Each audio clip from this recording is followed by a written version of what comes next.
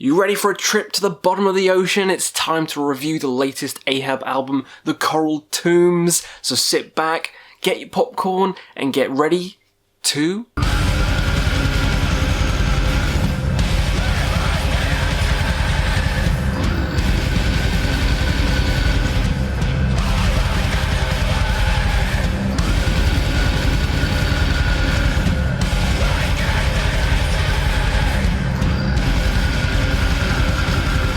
It's been 8 whole years since the latest Ahab album, Boats of the Glencarrig, and was it worth the wait for the new one? Well, let's find out. Ahab is a nautical funeral doom band, which means it's a funeral doom band focused around stories and literature. Pretty cool concept stuff, basically about the sea. We got stuff from like Moby Dick, like Call of the Wretched Sea. You got stuff like Boats of the Glencarrig, which is a cool horror, which is the latest one they did, and now we have The Coral Tombs, based on 20,000 Leagues Below the Sea, which is another novel by Jules Verne, and it's on full display in this album. Great story, great narrative, but what matters really is the music, because you can have a great story, but it might not translate well to music, so does it? Let's go track by track and tell you my thoughts on the album, starting with, we just heard a clip from it, the banging, bloody rager intensity starting off this album with Professor Aronnax's descent into the vast oceans. That's a mouthful, isn't it? Professor Aronnax's descent into the vast oceans. That's like a Nile title or Inquisition. This just blasts you off straight away. You know exactly what's happening. It kicks in full force. Blast beats, insane screaming by, I think there's a guest vocalist by Ulfa as well. Yeah, it's a surprisingly heavy opening song and opening kind of just blast you in the face. We are here to mean business. We're different. I'm going to show you exactly how. Great opening song. It mellows out after the opening bit and it kind of feels like you're just drifting through the endless ocean, but it's like a beautiful kind of melodies. Like the seaweeds like wrapping around you, gently caressing your soul. It's like that, and it's just so good. And you have the clean singing here as well as the screams and the growls, and you get a lot of clean singing throughout this album. Most songs actually have the clean singing in, which some people may be like, it should only be growls the entire way through. But when the clean singing is more prevalent, the growls hit harder. So I do enjoy that. Second half is so like mesmerizingly beautiful. Like you're seeing all the wonders that the ocean beholds. Beautiful second half. Intense as hell first half, which is almost like black metal with a black metal musician in. The guy from Ulfa, I can't remember his name, but yeah, the guy from Ulfa. Fantastic. Love this first song, great way to kick off an album. Colossus of the Liquid Graves is next, which has this slow lumbering riff, almost groove-like riff to it, which is so hypnotizing. Feeling kinda almost sludge, or stoner doom at times. Well, let's take a listen.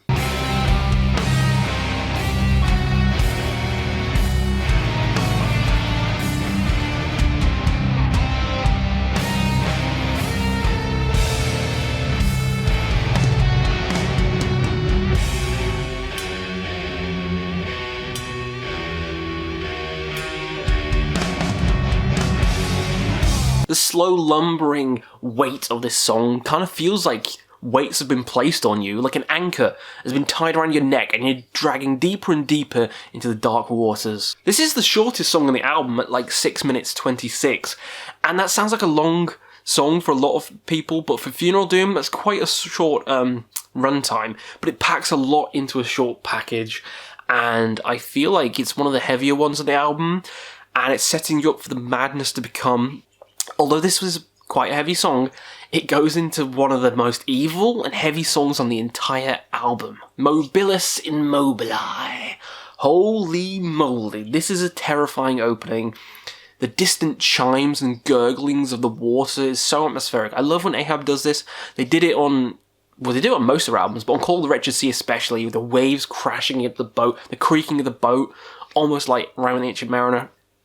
It has that kind of atmosphere to start, and then the chimes kick in, and it gets louder and louder and louder before it just explodes, and the drums are as fast as anything, and you're just like, what is going on? Ahab's just gone mental. The chimes feel like they're coming from like a distant ghostly submarine, which is really eerie. I love that the gurgled growls sound like some kind of like underwater monster ready to just drown you in the deep. The eerie guitar melody on this track as well, feeling like it's kind of spiraling out of control at times. Beautiful stuff, adding to the whole atmosphere. And then you have the ending chants as well, like these ending chants which are just so powerful, and it ends on them. You'll find this album is very progressive. Compared to a lot of their other albums, there's so many different ideas and so many different things in this album that they haven't done before. You know, first of all, there's black metal. We'll get into some more stuff soon, and then you got this album with this like kind of like horror theme, like this horror theme, these distant chimes and stuff, and chanting. It is insane. I love it. It's one of the best on the album, and it only gets better from here, because The Sea of the Desert is next. And oh boy, talk about progressive, this one is a doozy. This is like a Middle Eastern Arabian kind of feel, kind of like a Nile. Or like Home by Dream Theater, something like that kind of melody. And Ahab's never done anything like this before, but it works so well. It does feel like you're in a desert underwater. And the chorus as well. I love the chorus. When he sings the sea, it has a desert. I can't do it justice. I'm not even going to try. But his vocal delivery is on point. I love it. But the standout is the guitar. The standout are the melodies in this song. It just takes you into the deep. And it keeps you there along for the ride. Just a fantastically unique song, and unlike anything they've ever done before. So, hats off to them. Beautiful song. Love it. Next up we have the title track, A Coral Tomb. That's like a tongue twister, which is such a depressing song. This is such a melancholic, depressing, sad song, and I like it. You know, I like my Catatonias, like my Swallow Suns, and this harkens back to that kind of feeling and that dread. It's a lot slower of a song, but it does build and build and build and kind of explodes near the end as well. It starts off with growling, but in kind of like a whispered tone, and it just feels really unsettling.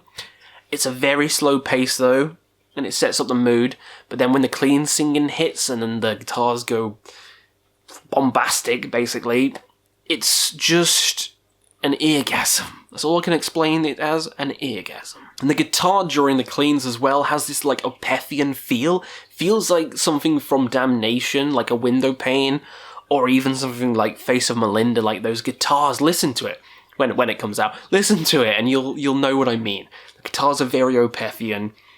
Love the beautiful clean singing, and I love the lyrics as well. So sad. Of course, Questy likes like the most depressing song on the album, where it's like, my friends sleep in your coral tomb, safe from sharks and man. It's depressing, it's beautiful at the same time, his voice is serene, the gurgly, whispered growls is creepy and eerie. Love this song to pieces, might be my favourite on the album, but there is another coming soon. Let's carry on. Agree-Somnia is next, and following on from the last one, it starts off quite jazzy, like Opethian, with the melodies. Love the opening to this, but this is a more standard Ahab song, it's about 10 minutes in length, and this could fit in like boats. It started raining. Now I'm talking about Ahab. Started chucking it down. The squids are going to get me. But this feels like it could be on Boats of the Glencarrig or even The Giant. Maybe not the first two, but it could be on one of those. It has those thunderous riffs. The riff in this song is really catchy and repeats itself, and it'll get stuck in your head. Has the cool growls, clean singing sparsely, but it has those standard Ahab traits we know and love. So this is just a nice change of pace. You know, we've had the slow, depressing one, we've had the creepy one, we've had a desert-filled one and a black metal one. So now we've just got standard, nice funeral doom time. You'll be bobbing your head along to this song in no time, but it sets up for the monstrous finale, which is Maelstrom. And holy moly, moly, moly. This song is ridiculous. Let's talk about it. This is such a great storytelling song. I am Captain Nemo, when he's screaming, I am Captain Nemo. And then it changes to the growls, and it's like a split kind of personality. It's so good. It starts off adventurous and light, like telling the story, and it gets darker and darker and darker until the end, when the screams are just harrowing, and it goes from like funeral doom screams to just pure insanity, hellish screams. And this is guest spot by Greg from Esoteric, so those were the cool screams are coming from. Those evil screams. And yeah, it just is like he's been dragged into hell. It's like he's been dragged into hell at the end of this song, and it gets creepier and creepier, and it's the most unsettling ending to a song I've ever heard. And it makes it all the more powerful because the first part is clean, and then it goes to this complete 180, and it sounds like he's being dragged into hell. It really does. Perfect ending to a perfect album, and the melodies in it kind of harken back to the first song as well, so I do like that. Overall, this album is fantastic. I can see why some people would have some complaints because there's too much clean singing, but not me. I enjoyed it. It makes the growls pop more, it makes them more intense, and it makes like the last song and the first song just all that more just terrifying and intense, basically. I adore it. I love every single song on it. It's the most adventurous they've ever done. It's the most adventurous album. It's definitely the most progressive album. Sometimes is it even Funeral Doom? Or is it prog? I don't know. But yeah, it is Funeral Doom. But it is, yeah, definitely the most adventurous, definitely the most fun. I can't say it's my favourite yet. I've only had about 10 listens with it. Yeah, I've listened to it a lot. And I love every single song. So rating it's gonna be hard because they're one of my favourite bands of all time. I should have brought the vinyl out. I should have brought the vinyls out. But yeah, I love everything they've done, and this is no exception. This is a fantastic album from start to finish. Great concept album, great storytelling, great screams, great guest spots, great atmosphere, great doom, great melodies. It has the whole shebang. So I'm going to go with a 9 out of 10. I'm not going to give it perfect score because I only have about 5 perfect albums. One of them is Ahab. One of them's called The Wretched Sea. But yeah, 9 out of 10. Just like every other Ahab album. If you like Ahab, you'll like this album. If you like Funeral Doom, you'll like this album. If you don't like Funeral Doom, you might like this album because it's kind of breaching into prog territory. So yeah, give it a listen to anyone. Just give it a fucking listen. Yeah, it might rise in the ranks given time as well. So yeah, that's my review of The Coral Tombs. It's basically me just fanboying over it the entire time. But hopefully you had a good time. Let me know your thoughts on the album if you've heard it, or if you're excited for it. Let me know down below, and we'll see you again on another Quest for Metal.